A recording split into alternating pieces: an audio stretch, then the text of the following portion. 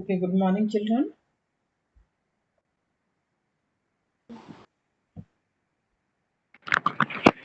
Morning, ma'am. Good morning. Good morning. Yes, children, we were studying this agrarian society. Okay, that was completed with the role of women in the agrarian society that we have seen. Okay, okay, they used to work with the men in the even in the fields, not only in the houses, and they also work on the construction sites, right? And also they work in these uh, as a craft person है ना, where the pottery was made. There also they used to do the embroidery. Even they used to go to the house of their employers sometimes, and even they went to the market if needed to sell their products. Okay, now we'll start with the next heading. Our children, I'm going to mark your attendance also. Right, beta? So inform others also, those who are not joining, right? Or maybe you are going to have your political science exam this Sunday. Okay, previously you were planning your history, but I think you had only one exam of political science, so you will be having your political science exam, right, children? And in history, whenever it will be taken, and your lesson 5 and 6 will be coming for your next test, right?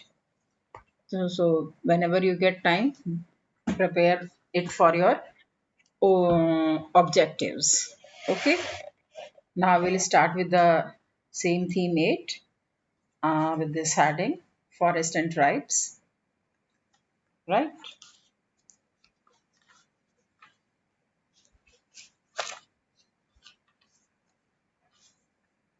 And what about your work, children?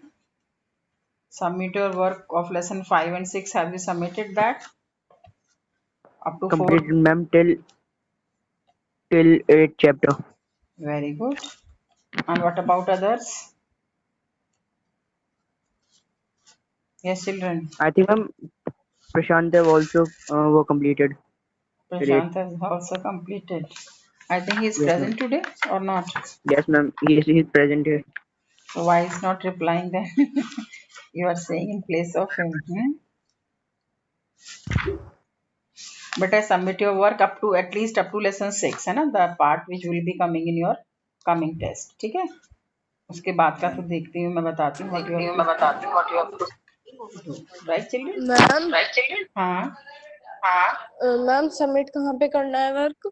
मैं आज WhatsApp पे ही? अपनी ना नहीं WhatsApp पे नहीं, मैं mail ID भेज दूंगी आपको अपनी, ठीक है, ग्रुप पर ना, okay submit on to that. Okay ma'am. But any problem up to the part we have covered so far?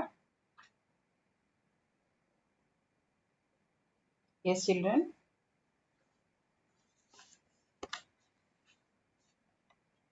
No problem up to this part, children. No, ma'am. Okay, children. We'll start. Large tracts of the rural areas, were surrounded by the forest and the bushes during the 16th and the 17th centuries. For example, there were large tracts of the dense forest all over eastern India, northern India, including the Tarai on the Indo-Nepal border, Jharkhand, and in the peninsular India down the Western Ghats and the Deccan Plateaus, apart from the intensively cultivated provinces in the northern and the western India. ठीक है, ये आपका mostly forest cover area था, though at many places in the northwest and in the northern areas, cultivation was also done on a large scale. On the basis of the information available, children, from the contemporary sources, scholars had the opinion that about approximately 40% of the contemporary India was covered with the forest or the scrubland.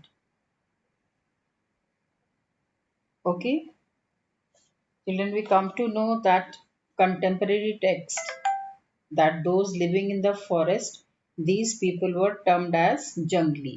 Okay, but here jungli does not mean the absence of civilization or they are uncivilized, something like that.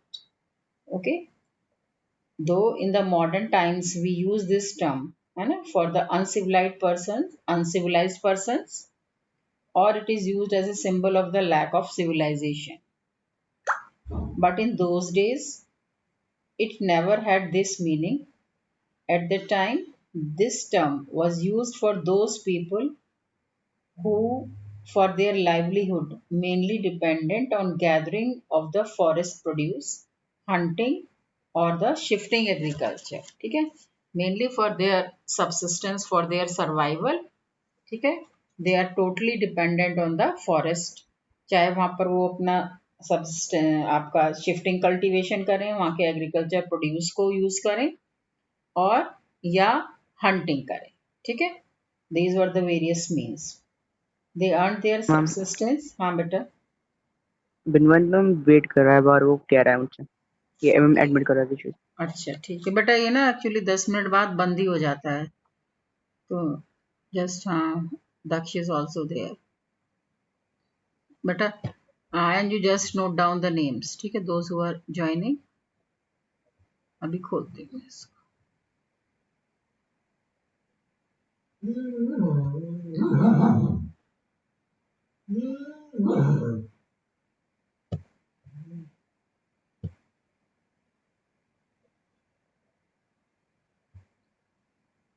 Yes children, you may join now.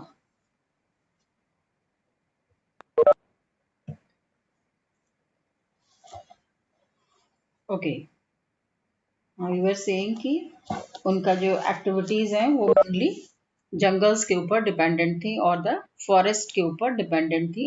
Anything they may do, either shifting cultivation और hunting और collecting forest produce.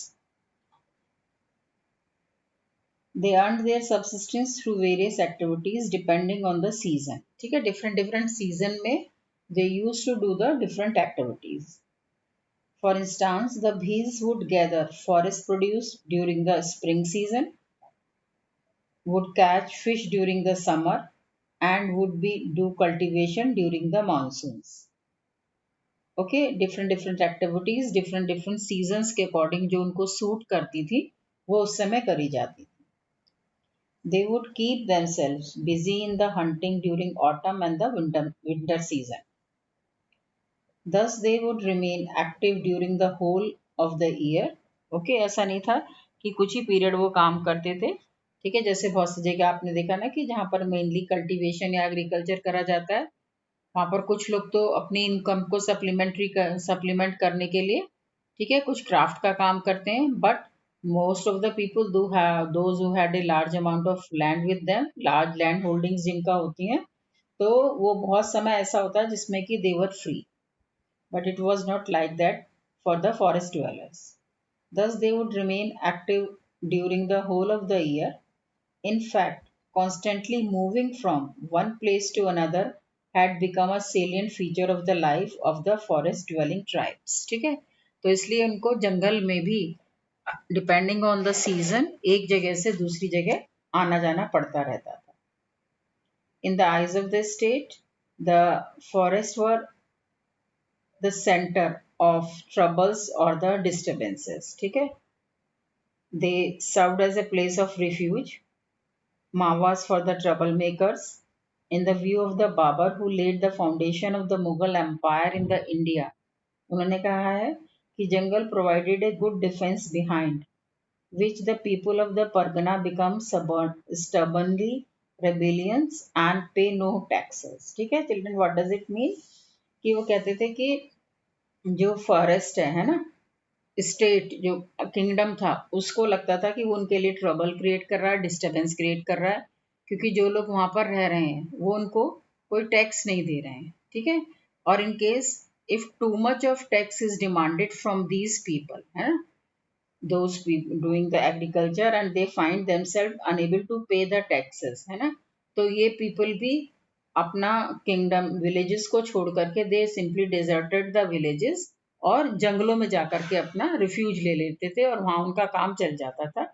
और इसी के लिए उन्होंने बाबर ने लिखा है ना, कि ये लोग अपना एक तरीके से किंगडम के अगेंस्ट रिबेल कर रहे होते थे जब वो जंगलों को छोड़ जाते थे और वहां पर सॉरी विलेजेस को छोड़ जाते थे और वहां कोई खेती करने वाला नहीं रहता था. And they use to go in such a situation, जैसे कहीं आपकी कोई नेचुरल कैलेमिटी हो गई है ना, फ्लड्स हैं, ड्रॉट्स हैं, राइट. तो ऐसे में जब वो टैक्स नहीं पे कर पाते थे and they were asked for to pay the extra honorary tax, in such a situation they move to the forest. Okay, yes children. The external forces followed different ways in order to enter the forest. The state often required elephants for its army, therefore it would expect elephants at पेशकश from the forest dwellers. ठीक है, धीरे धीरे अभी जैसे खाली forest dwellers रह रहे थे, आपके बाहर के लोगों ने भी जंगलों में एंट्री करना शुरू कर दिया था किसी न किसी तरीके से. एक तो सबसे बड़ा रीजन यही था कि जो आपके एलिफेंट्स थे they are used for army, तो वो वहाँ के लोगों से उनको एज ए पेशकश है ना, जैसे टैक्स लेते हैं ना उसकी फॉर्म में उनसे मांगते थे. To ensure impartial justice to all its subjects, rich and the poor, was a salient feature of the Mughal political ideology. So, what happened, children? According to the court historian, the regular hunting expeditions symbolize the deep concern of the state to ensure justice. कह रहे हैं कि जो आपका Mughal kingdom है ना, वो impartial justice के लिए फेमस था and it is given to everyone, चाहे कोई अमीर है या गरीब है. तो इसके लिए जब वो जंगल के लोगों से वो कैसे मिलते थे, वो हंटिंग एक्सपीडिशंस करते थे है ना, अपना हंटिंग के लिए जंगलों में जाते थे.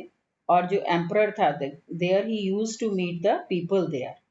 ठीक है, वहाँ पर उनके वो जो लोग वहाँ पर रह रहे हैं उनके डायरेक्ट कांटेक्ट में आते थे और उनसे पूछते थे कि उनकी क्या प्रॉब्लम्स एंड ग्रीवेंसेस हैं, and personally king use to attend them.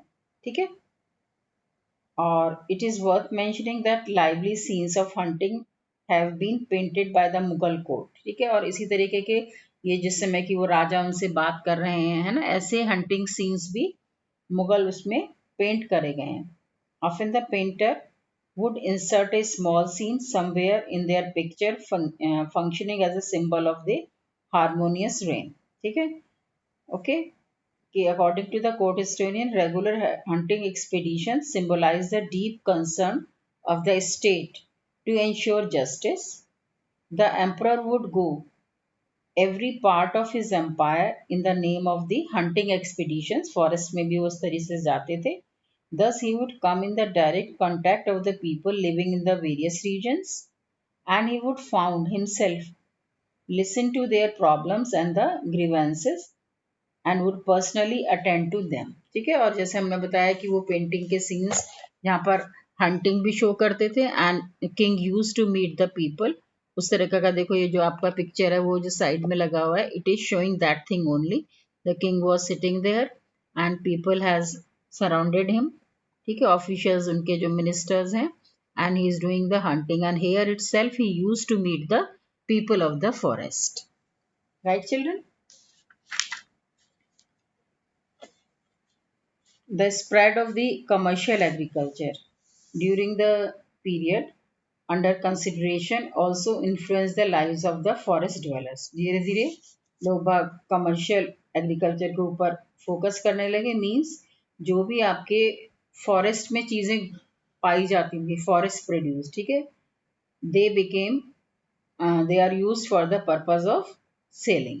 ठीक है, some forest products such as honey, bee wax, gum and lac were in great demand not only in India but in other countries as well. ठीक है, इनकी बहुत ज़्यादा demand थी.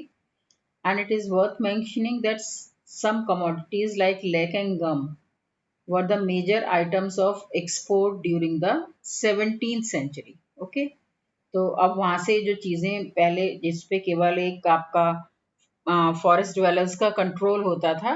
अब जो आपके एक्सटर्नल फोर्सेस वहां पर एंटर कर रहे थे वो इनको कमर्शियल पर्पसेस के लिए यूज करने लगे थे। एंड जो आपका गम है ना, इसका बहुत लार्ज स्केल में इसको एक्सपोर्ट भी किया जाता है। Elephants were also an important item of the trade. They were captured from the forest and were sold out. ठीक है, पहले फॉरेस्ट ड्वेलर्स ही उनको पेशकश की फॉर्म में देते थे, but now the people outside the forest use to go there, they caught some this elephants और उनको फिर वो बेच देते थे। Trading was done on the basis of the barter system also. Some forest dwelling tribes, such as Lohanis in Punjab, participated in overland trade between India and Afghanistan. ठीक है, तो ये लोग क्या करते थे कि बार्टर सिस्टम एक के थ्रू अपनी चीजें बाहर के लोगों को बेच देते थे। The Lohanis also traded with the Indian villages and the towns. Okay, और ये जो आपकी लोहानी ट्राइबल ग्रुप था, ये इंडियन विलेजेस एंड टाउन्स में भी अपना चीजें सोल्ड आउट करता था, as well as India sorry Afghanistan में भी ये चीजें बेची जाती थी। तो अब जब ये लोग बाहर के लोगों के कांटेक्ट में आ रहे थे तो उनका लाइफ स्टाइल भी चेंज होता जा रहा था फॉरेस्ट ड्वेलर्स का। Thus, the lifestyle of the forest dwelling tribes started undergoing a change because of these economic factors. क्या main factors था? Because they are going out to trade with others. ठीक है, तो एक economic factors था जो कि उनके लाइफ स्टाइल को चेंज कर रहा। The social factors too brought some significant changes in the life of the forest dwellers. ठीक है, ये तो economic factor हो गया। Now we'll see the what are the social factors जिसकी वजह से इनकी लाइफ में changes आते हैं। The tribes also had their chieftains like the elites of the village community or the village headmen। ठीक है, जैसे आपने पहले भी पढ़ा हुआ होगा ये सब चीजें कि हर ट्राइबल ग्रुप का एक हेड होता था, तो उनको chieftains बोलते थे। And with passage of the time, some tribal chiefs became zamindars and some of them established their powers as kings। और धीरे धीरे ये जो ट्राइबल चीफ्स हैं, इन्होंने लैंड खरीदना शुरू कर दिया। ठीक है, तो ये जमींदार बनते गए और slowly and slowly some of them have established their power as a king. उसमें से कुछ लोग किंग्स भी बन गए। दे ऑर्गेनाइज्ड आर्मी, उन्होंने आर्मी अपनी तैयार कर ली। कैसे तो करिए आर्मी तैयार? By recruiting people from their lineage groups, अपने ही क्लैन के अपने ही ट्राइब के लोगों को आर्मी में रिक्रूट करके। We come to know from the contemporary sources children, हमें उससे पता चलता है कि जो इनकी आर्मी है ना, वो बहुत लार्ज नंबर में भी होती थी। ठीक है, and in the Sindh region उन्होंने बताया कि इनके पास 6000 कैवलरी थी, 7000 आपका इन्फेंट्री थे। ओके, इन्फेंट्री मीन्स पैदल सेना हो गई और 6000 आपकी कैवलरी मीन्स हॉर्स वाली जो इनकी होती है। Similarly the Ahom kings in the Assam had their paiks. ठीक है, अहोम किंगडम सेटअप करते हैं ये ट्राइबल ग्रुप। ओके, और वहां पर इनके पायक्स होते हैं एंड पायक्स वर द पीपल जो कि उनको मिलिट्री सर्विस प्रोवाइड करते हैं in exchange for the land. ठीक है, जो जैसे सपोज किंगडम में जो भी पायक्स हैं, जब भी राजा को जरूरत पड़ेगी तो ये अपनी आर्मी मेंटेन करके रखते थे, और जब भी राजा को जरूरत पड़ती थी तो ये उसको लैंड के बदले में अपनी आर्मी की हेल्प देते थे। It is worth mentioning that the Ahom kings had established their monopoly on capturing of the wild elephants। ठीक है, जब इन्होंने अहोम किंगडम अपना सेटअप कर लिया तो जो किंग एलिफेंट्स कैप्चर का काम है वो इन मेनली अब इन अहोम किंगडम के लोगों के हाथ में ही रहने लगा था। ओके बेटा,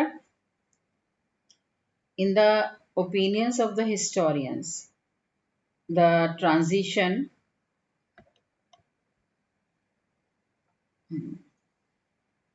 The transition from a tribal to a monarchical system became fully developed by the 16th century, though its process had started much later। ठीक है, अकॉर्डिंग टू द हिस्टोरियंस कि जो ट्राइबल ग्रुप है ये मोनार्की सिस्टम में change होने लगा था। और 16th सेंचुरी तक आते आते तक आपके अच्छे से किंगडम्स आपके वहाँ पर ट्राइबल ग्रुप्स के बन गए थे। पर उन्होंने कहा कि ये process of making the kingdoms आपका उससे पहले ही स्टार्ट हो चुका था। We come to know from the observations of the Ain Akbari, जो बुक है आपकी मुगल एम्पायर के ऊपर लिखी हुई, उसमें लिखा है कि that the tribal kingdoms started coming into existence in the north east during 16th and 17th centuries में वो दिखाई देने लगे थे। For example, the Koch kings defeated a number of their neighboring tribes and captured their tracts during the 16th and 17th century। ठीक है, ऐसे ही इन्होंने बताया कि ये कोच किंगडम आपका स्टैब्लिश होता है 16th एंड 17th सेंचुरीज में, और ये अपनी जो इनके और ट्राइबल ग्रुप्स थे, है ना, उनसे लड़ाई करते हुए, उनको हराते हुए, है ना, उन सबको इन्होंने अपने कब्जे में कर लिया। The ये आपने economic factor and this is a social factor. Now we'll see the cultural influences also. The cultural influences also brought a number of significant changes in the life of the tribes. According to some historians, agricultural communities emerging in the newly colonized places started accepting Islam slowly under the influence of the Sufi saints। ठीक है, कुछ सूफी लोग जो वहां पर निकलते हुए जाते थे, उनके इन्फ्लुएंस में आकर के इन लोगों ने, बहुत सारे ट्राइबल ग्रुप ने इस्लाम को एक्सेप्ट करना शुरू कर दिया था। Thus, the economic, social, political, and the cultural factors caused us significant changes in the life of the forest dwelling during the 16th and the 17th centuries। ठीक है, तो इस तरीके से जो फॉरेस्ट लाइफ थी एक्सटर्नल फोर्सेस के आने के बाद, है ना, टू अ ग्रेट एक्सटेंट आपकी चेंज होती चली जाती है। Any problem in this children, these two headings into in roads into the forest and one was your forest dwelling का, हाँ, इसमें कोई प्रॉब्लम तो नहीं है? Yes children, forest and tribes, है ना, this we have completed।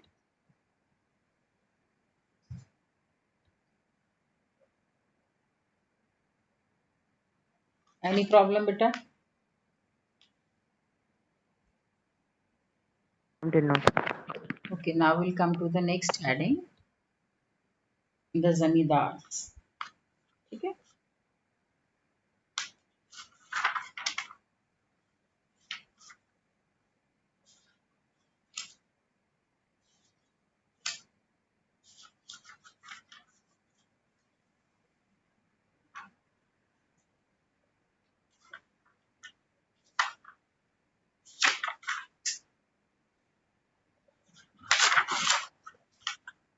yes children, who were zamindars?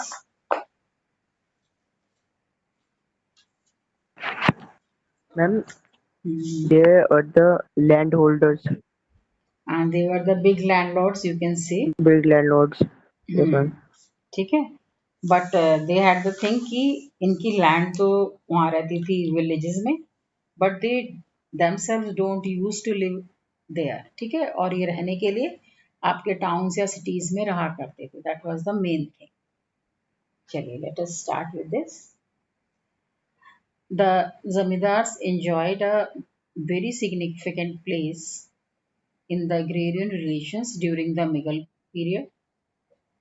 In Mughal period, the term zamindar was used for the various hereditary groups helping the state in collection of land revenue। ठीक है, ये जमींदार जो थे land revenue collect करके kingdom को provide करते थे, right. The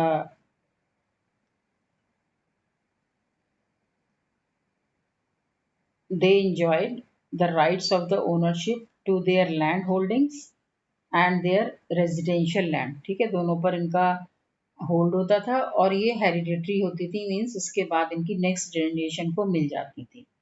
their rights were hereditary and they could also sell them. ठीक है, the zamindars were found in each and every part of the state. Her state में, हर जगह पर आपके इन जमींदार की एग्जिस्टेंस देखी जा सकती थी। The zamindars occupied an important place in the agrarian society. They lived off agriculture but did not have a direct participation in the process of agriculture production. ठीक है, वो एग्रीकल्चर फील्ड्स में खुद काम नहीं करते थे, दो दे had the large land holdings, पर वहाँ पर उनका डायरेक्ट अपना कोई वहाँ पर पार्टिसिपेशन नहीं रहता था. दे enjoyed certain social and economic privileges, मिली हुई थी उनको बहुत सारी social and economic privileges by virtue of their superior status in the rural society, because they had a high status in the rural society.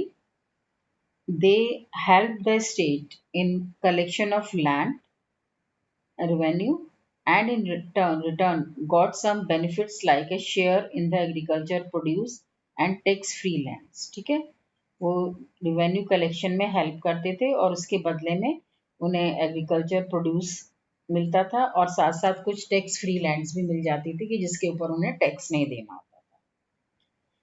The zamindars possessed large tracts of personal lands which were known as milkiyat property. ठीक है, उनकी अपनी कुछ personal land होती थी जिसको कि मिल्कियत बोला जाता था या वो उनकी एक तरीके से पर्सनल प्रॉपर्टी का पार्ट होती थी.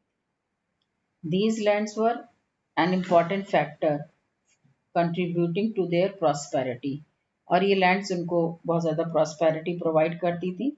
Cultivation on milkiyat lands was done for the private use of zamindar, and generally they were cultivated by the help of the hired labor, and the zamindars were free to sell or mortgage these lands as they wished. There were two major factors contributing to the superior status of the zamindars in the society.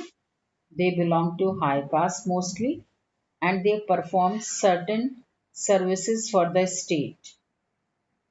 Okay, ये दो reasons थे कि उनका society में, rural society में एक अपना अलग प्लेस बना हुआ था, हाई स्टेटस उनका बना हुआ था बिकॉज ऑफ द इन्फ्लुएंस कि उनके पास बहुत सारी लैंड है और जिसमें उनका कोई डायरेक्ट अपना पार्टिसिपेशन नहीं होता था, पर ये लैंड उनको प्रॉस्पेरिटी देती थी. बहुत ज़्यादा लैंड होगी तो automatically the person is going to be rich, और ये लैंड वो अपने पर्सनल यूज़ के लिए इस्तेमाल करते थे.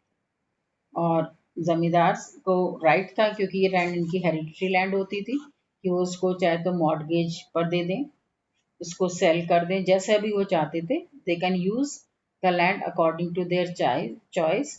और दो फैक्टर्स जो उनको हाई स्टेटस प्रोवाइड करते थे कि मोस्टली एक तो ये हाई कास्ट को बिलोंग करते थे, और दूसरा ये कि वो किंगडम को रिवेन्यू कलेक्ट करके देते थे जो एरिया उनके अंडर में आता था. If the social relations in the Mughal countryside are visualized as a pyramid, the place of zamindar was at a very narrow apex. ठीक है, क्योंकि वो अगर हम उनके सोशल रिलेशंस देखते हैं ना तो वो बहुत कम रहे हैं, वो एक नैरो अपेक्स में आते हैं अगर हम एक पिरामिड ड्रॉ करते हैं. रीज़न भी कि वो वहाँ पर रहते नहीं थे विलेजेस में, तो जो विलेजर्स हैं उनसे पीजेंट से उनके बहुत ज़्यादा डायरेक्ट रिलेशंस नहीं होते थे.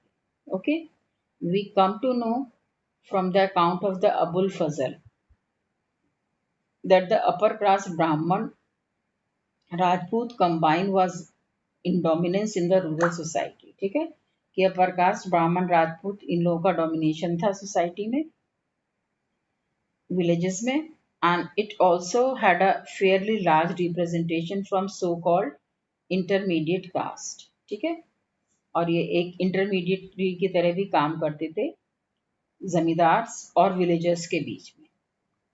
The Muslim zamindars too had a significant place in the society, और जो बड़े बड़े आपके मुस्लिम जमींदार्स थे उनका भी एक इम्पॉर्टेंट प्लेस था रूरल सोसाइटी में. In the opinion of the historians, one of the major factors contributed to the elevated status of the zamindars in the society was that they could often collect revenue on behalf of the state. ये एक बहुत बड़ा factor था जो कि उनके status को बहुत ज़्यादा हाई बना के रखता था कि they are collecting revenue on behalf of the state, या वो किंग के बिहाफ पर या वो किंगडम के बिहाफ पर काम कर रहे हैं. In return they enjoyed several physical facilities भी उनको उसके बदले में मिलती थी.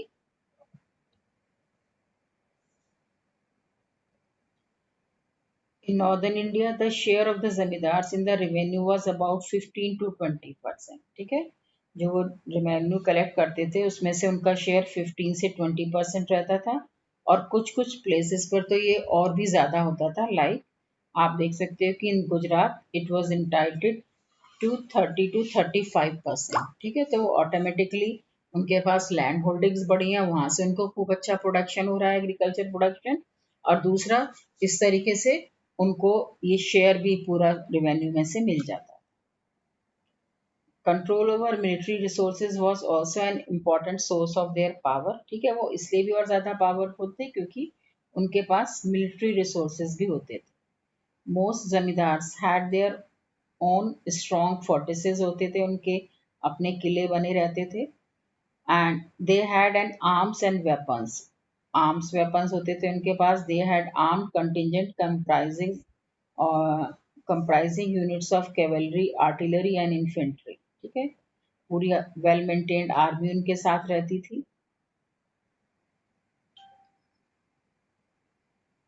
ठीक है, और बहुत लार्ज आर्मी, बहुत सारे आपके अगर इनको हम देखते हैं जमींदार के पास हुआ करती थी, तो उसकी वजह से भी सोसाइटी में उनका, रूरल एरिया में उनका एक अलग इन्फ्लुएंस था। The contemporary documents suggest that the some zamindaris perhaps originated as a result of the conquest। ठीक है, कुछ जमींदारीज जैसे उन्होंने कुछ एरिया को अपने मिलिट्री के थ्रू जीत लिया, उसके थ्रू उनकी मेंटेन होती थी। Often the powerful military chieftains would expand their zamindāris by capturing the land of the weaker people। और ये लोग क्या करते थे कि जो weaker section of the society होता था, उसकी लैंड को किसी ना किसी तरीके से, कि वो रेवेन्यू नहीं पे कर पा रहे हैं दिस वे और दैट वे, उसको अपने होल्ड में लेते रहते थे। It appears that the zamindar would take such an action when his right over the concerned zamindari would have already been confirmed by an imperial order। ठीक है, और ऐसा नहीं है कि ये चीजें वो तभी करने के लिए पॉसिबल कर सकते थे, ये चीजें तभी पॉसिबल थी क्योंकि उनका जमींदारी के ऊपर अच्छे से होल्ड था, है ना। ठीक है, और ये सब चीजें वो किस लिए कर पाते थे? Because they were getting the support from the state और द किंगडम। उनको राजा की तरफ से भी इन चीज कामों को करने के लिए कोई मनाही नहीं थी, और वो इस तरीके से जो वीकर सेक्शन के लोग हैं उनकी लैंड को अपने अंडर में लेकर के अपने लैंड को बढ़ाते चले जाते थे। It is worth mentioning that none of the zamindars would dare such an aggressive step without the consent of the state। ठीक है, बिना राजा की मर्जी के कोई ऐसा काम करना पॉसिबल ही नहीं था।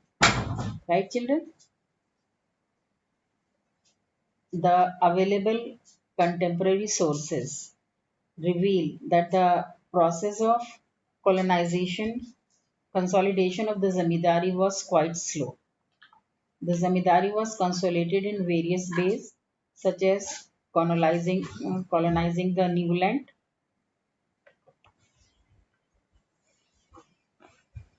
ठीक है, अपने कंसोलिडेशन लैंड के लिए वो क्या करते थे? Colonisation of the new lands. Okay, then transfer of the right by the order of the state, king के ऑर्डर से, और बाय द परचेज। ठीक है, ये डिफरेंट चीजें थी जिसके थ्रू वो अपनी लैंड को बढ़ा सकते थे और उसमें अपना होल्ड और ज्यादा स्ट्रॉन्ग कर सकते। Okay, as a result of these processes, the people belonging to comparatively lower caste also started becoming zamindars। ठीक है, इसी तरीके से जैसे कोई आपका लोअर कास्ट पर्सन है ना, और वो अपना थोड़ी लैंड खरीदता है और उसके बाद वो और लैंड परचेज कर सकता है, this way these lower caste people also started becoming zamindars. ठीक है, ये डिफरेंट प्रोसेसेस थे जिसके थ्रू कोई अपनी जमींदारी को बढ़ा सकता है ना। तो इवन जो आपके लो कास्ट पीपल थे वो भी अब जमींदार बनते जा रहे थे इन डिफरेंट प्रोसेसेस के थ्रू, क्योंकि zamindaris could be bought and sold openly during this time. Okay, उस समय जमींदारीज आराम से बेची और खरीदी जाती थी। Right children, thus the combination of several factors contributed in consolidating the clan और lineage based जमींदारीज। इस तरीके से बहुत सारे आपके फैक्टर्स हैं जो कि लीनेज बेस्ड जमींदारी को बारे में हमें बताते हैं. Following such strategies Rajputs and Jats established their control over large tracts of the land in the northern India. ठीक है. और इन्हीं सब फैक्टर्स को देखते हुए जो हमने 4 फैक्टर्स अभी पढ़े हैं, है ना, इसके थ्रू ही जो है राजपूत एंड जाट्स है ना, इन्होंने नॉर्दर्न इंडिया के बहुत सारे एरिया में अपनी जमींदारी स्टैब्लिश कर ली थी. In the same way the peasant pastoralist, जो लोग पहले पास्टोरलिस्ट थे और थोड़ा बहुत खेती का काम करते थे, लाइक सेट गोपास, इन्होंने भी अपनी strong zamindari central and the southern western Bengal में स्टैब्लिश कर ली. The zamindars also encouraged the peasants to settle on the arable lands by providing them agriculture implements and loans. ठीक है. और इसके साथ साथ जमींदार लोगों की ये भी कोशिश होती थी कि वो और ज़्यादा से ज़्यादा एरिया को कल्टीवेशन के अंडर में लेते चले आए. ठीक है. जब हमने बताया था ना कि जैसे आपकी बहुत सारी लैंड ऐसी होती है कि वो कल्टीवेबल तो होती है, वहाँ आप खेती कर तो सकते हो पर वो खेती के लिए यूज़ नहीं हो रही होती है उस समय. ठीक है. तो इन लोग की कोशिश रहती थी जमींदार की कि वो ज़्यादा से ज़्यादा एरिया जो है अंडर कल्टीवेशन लाएं, और इसके लिए वो जो लोग वहाँ पर खेती करने के लिए तैयार होते थे उनको इम्प्लीमेंट्स वगैरह प्रोवाइड करते थे, एग्रीकल्चर इम्प्लीमेंट्स, और लोन्स भी देते थे, कैश लोन्स देते थे, जिससे कि वो वहाँ से सीड वगैरह खरीद करके वहाँ पर खेती स्टार्ट कर सकें. क्यों करते थे वो सब ऐसा? क्योंकि जो उनका एरिया अंडर रेवेन्यू कलेक्शन है वो इंक्रीज हो जाए, है ना. और जब और आप पढ़ ही चुके हैं कि उसका कुछ 20-25%, 30-35% जो है, जो रेवेन्यू कलेक्शन वो करते थे, वो उनका ही अपना शेयर होता था. Right children. Now we will see the relationship between zamindars and the peasants. Though the zamindars were looked as an exploiting class, their relations with the peasants were based on the feeling of the reciprocity, paternalism and patronage. ठीक है. दो सुनने में ऐसा लगता है कि जो जमींदार लोग हैं वो बहुत ज़्यादा एक्सप्लॉयटेटिव होते होंगे जो उनके लेबर क्लास है उन सब के लिए, but it was not like there. उनकी जो प्लेस है एक वो पैटर्नल फादर की तरह था, आप कह सकते हो फादरली, वो अपना उनको ट्रीट करते थे. और जैसे हमने भी बताया कि वो उनको एग्रीकल्चर इम्प्लीमेंट्स लोन्स वगैरह भी देते थे, है ना. तो उन चीज़ों के लिए वो उनको प्रमोट भी करते. It can be confirm particularly from the 2 points of the view. Firstly the saints of the भक्ति मूवमेंट कंडेम्ड. ठीक है. जो सूफी सेंट्स थे, भक्ति मूवमेंट के सेंट्स थे, condemned the caste based inequalities and the qualities. They never criticized the zamindars as the exploiters or the oppressors of the peasants. ठीक है. एक तो हमें किस चीज से पता चलता है कि ये लोग उनके साथ बहुत ज्यादा क्रूएल या एक्सप्लॉइटेटिव नहीं थे, कि उस समय के जो सूफी सेंट्स हैं, है ना, उन्होंने कभी भी जमींदार लोगों को क्रिटिसाइज नहीं करा. वो कास्ट इनइक्वालिटी में बिलीव करते थे, और दूसरा वो इस तरह की गलत चीजों को भी पसंद नहीं करते थे कि वो जो लोअर कास्ट के लोग हैं उनको एक्सप्लॉइट करा जाए. तो कोई जो उनके अकाउंट्स हैं उनसे कहीं से भी हमें ये चीज़ नहीं पता चलती है कि उन्होंने ज़मींदार लोगों को एज ए एक्सप्लॉइटर या एज ए ऑपरेसर कहीं भी मेंशन किया है. ठीक है. इट मीन्स क्या है कि जो आपके ज़मींदार और पीजेंट्स, इनके बीच में एक अच्छा रिलेशनशिप रहा होगा. That is why these things were possible, कि उनके लिए ऐसा व्यू रखा जाए. Secondly, often we do not find an instance of the peasants revolting against the zamindars during the period under the consideration. ठीक है. जो 16th and 17th century के पीरियड की हम बात कर रहे हैं, ऐसे में जमींदार के अगेंस्ट कभी भी कोई रिवोल्ट का इंसिडेंट हमें नहीं पता चला है फ्रॉम वेरियस अकाउंट्स. ठीक है. So there is no denying fact that the 17th century witnessed a number of revolts. बहुत सारे हुए हैं उस समय पर none of these against the zamindars. तो ये यही सोच करते हैं कि अगर वो जमींदार उनको एक्सप्लॉइट करेंगे, है ना, तो पीजेंट्स उनके अगेंस्ट भी रिवोल्ट करते. तो अब जब उनके अगेंस्ट रिवोल्ट नहीं हो रहा है तो इसका मतलब क्या है कि peasants were getting the support of the zamindars. ठीक है, अगेंस्ट द स्टेट। ऐसे भी कुछ इंसिडेंट मिले हैं जहाँ पर स्टेट उनके साथ बहुत ज़्यादा अपना स्ट्रिक्टनेस दिखा रहा है in collecting the revenue and all that. वहाँ पर जमींदार लोगों ने उनको सपोर्ट किया। ठीक है, और इस तरीके से हम ये देख सकते हैं कि मुगल पीरियड में जमींदार लोगों का अपना एक बहुत सिग्निफिकेंट रोल था and they were even supporting the peasantry class. ठीक है, और जो भी मेनली अपराइजिंग उस समय पर हुई हैं वो आपके स्टेट के अगेंस्ट हुई हैं and not against the zamindars. Right children, clear बेटा? क्लियर। चलिए, so now we'll come to the next heading,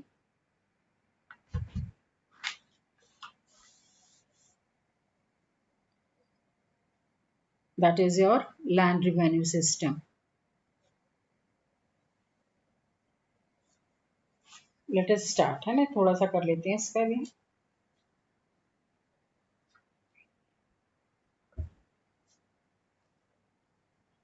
Land revenue was most significant source of the state during the Mughal period। ठीक है,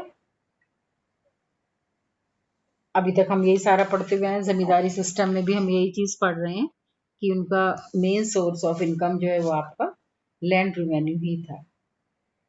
it served as the economic mainstay of the Mughal Empire. Abul Fazl describes the land revenue as a remuneration of the sovereignty. He suggests that the state provides peace and security to the people. It has the right to levy land revenue as remuneration of the sovereignty, means जो tax वो उनसे collect करते थे, revenue collect करते थे, उसके बदले में वो उनको पीस प्रोवाइड करते थे किंगडम में कि कोई उनसे लड़ाई झगड़ा ना करे, और दूसरा सिक्योरिटी टू देयर प्रॉपर्टी, है ना, सिक्योरिटी टू द पीपल, है ना, कोई बाहर का पीपल अटैक कर रहे उससे डिफेंस, उससे उनको डिफेंड करते थे, और एज वेल एज कोई उनकी प्रॉपर्टी को अपना लेना ले, उन सब चीज़ों के लिए भी उनको सिक्योरिटी प्रोवाइड करी जाती थी in return of paying the tax और the revenue. Therefore, the creation of an administrative apparatus became imperative in order to ensure control over agricultural production। ठीक है, तो इसके लिए ज़रूरी था कि एक पूरा एक सिस्टम बनाया जाए, एडमिनिस्ट्रेटिव apparatus बनाया जाए, जिसमें कि जो एग्रीकल्चर प्रोडक्शन है, ठीक है, वो कितना हो रहा है, ये सब चीज़ें जज करी जाएं। उसके बाद वहाँ की लैंड की क्या क्वालिटी है, उसके अकॉर्डिंग इसको फिक्स किया जाए, और so that kingdom could get a regular income, जिससे कि किंगडम के या स्टेट के पास एक रेगुलर इनकम आती रहे।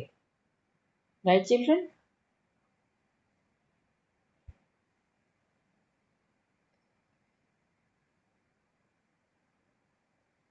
And the Mughal empire was expanding at that time. तो जो उनका एक्सपेंडेड एरिया था उसमें भी वो अपना इसी तरीके से जज करके कि what is the quality of the land और ये सब, वहाँ पर अपना रेवेन्यू फिक्स करके अपनी रेवेन्यू के अमाउंट को बढ़ाते चले जाते थे। दीवान और finance minister who was responsible to supervise the fiscal system of the empire also came under this apparatus। ठीक है, जो फाइनेंस मिनिस्टर था वो इन सब चीज़ों को लुक आफ्टर करता था, कंट्रोल करता था एंड मैनेज करते थे। कौन थे अकबर के समय में फाइनेंस मिनिस्टर? चिल्ड्रन, रिवेन्यू और सिस्टम को, इन सबको कौन देखता था? Yeah. Who was the finance minister at the time of Akbar? In his court, who was the finance minister? हाँ मैम, पढ़ा तो था मैम, याद नहीं आ रहा। हाँ, it was तो राजा तोदरमल टोडरमल। था क्या? हाँ, राजा तोदरमल था। टोडरमल। हम्म हाँ मैम वही था, याद हम्म नहीं आ रहा था, नाम भूल गया था। हो जाता है कई बार ऐसी प्रॉब्लम। चलिए, thus the revenue officials and the record keepers entered the agriculture domain, and very soon they started emerging as a decisive force in ascertaining the agrarian relations। ठीक है, अब ये रेवेन्यू ऑफिशियल्स ही पूरा रिकॉर्ड कीपिंग का काम करते थे कि कितनी लैंड है वहाँ पर, what is the quality of the land, ठीक है, और वहाँ से कितना टैक्स उन लोगों को कलेक्ट करना है. Akbar was the first Mughal emperor to administer the land revenue system efficiently.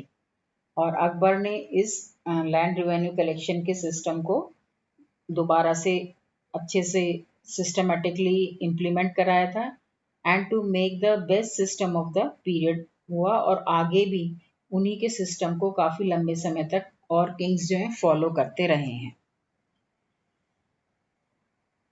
He, with the help of his wise and the capable finance minister, Raja Todarmal, organized such a remarkable land revenue system that it contributed to serve as the mainstay of the land revenue administration throughout the Mughal period. मतलब जो tax था वो भी ऐसा था कि वो लोगों के लिए कोई प्रॉब्लम नहीं कॉज कर रहा था, है ना, कि लोगों को क्या प्रॉब्लम होती है जब उनसे too much of tax is demanded and they were unable to पे.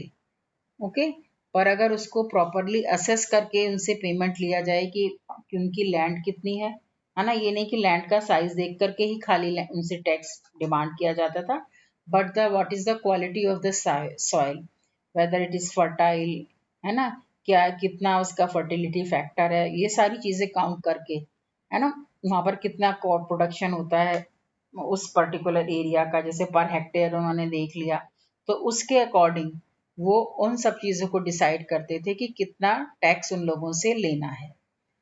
तो इसीलिए ये जिनका जो land revenue collection, it was very much remarkable. The system came to be known as, और ये जो सिस्टम जिसके थ्रू इन्होंने टोडरमल जी ने पूरा ये सिस्टम जिससे इनका रेवेन्यू सेटअप किया था, दैट वाज योर दहाशाला सिस्टम, और आइनी दहाशाला जब्ती सिस्टम बोला जाता था, एंड द रेल और या land revenue of Raja Todarmal इस सिस्टम को बोला जाता है. Right children, any problem?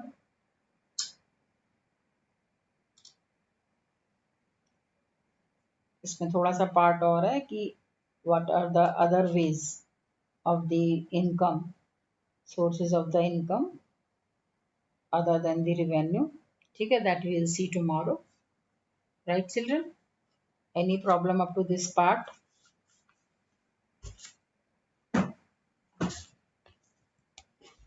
Till not.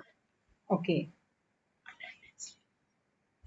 children, I would like to take your attendance also, है ना. I see who all are present before switching off the ending the class. Starting में तो बहुत सारे लोग थे हैं. मैं अटेंडेंस ना दोनों टाइम लूंगी बेटा. आज them Akanksha present, Ayan is there and Binwant is there.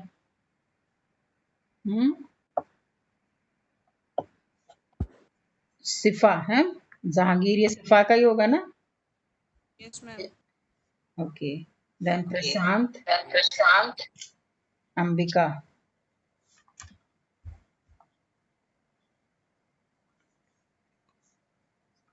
who else? Only 6 are here. कोई और तो नहीं आया था बेटा बीच में? बेटा मैं स्टार्टिंग में भी पिक ले रही हूँ और लास्ट में भी ले रही हूँ, तो अगर आप ज्वाइन कर रहे हो तो बी प्रेजेंट टिल एंड. ठीक है. Okay children, most probably I think you are going to have your pol science tent. You will get the information which test you will be having. और syllabus आप अगर ma'am लेती हैं, pol science लेती हैं, तो you just consult with her. और अगर हिस्ट्री का आता है तो मेरे तो वही चैप्टर्स हैं आपके 5 and 6. ठीक है. तो this test will be on Sunday in place of Saturday. It will be because on Saturday they might be having some maths test. आप लोगों का शायद इस बार संडे में होगा. Right children? Okay children, have a good day, have a blessed day, take care, bye children.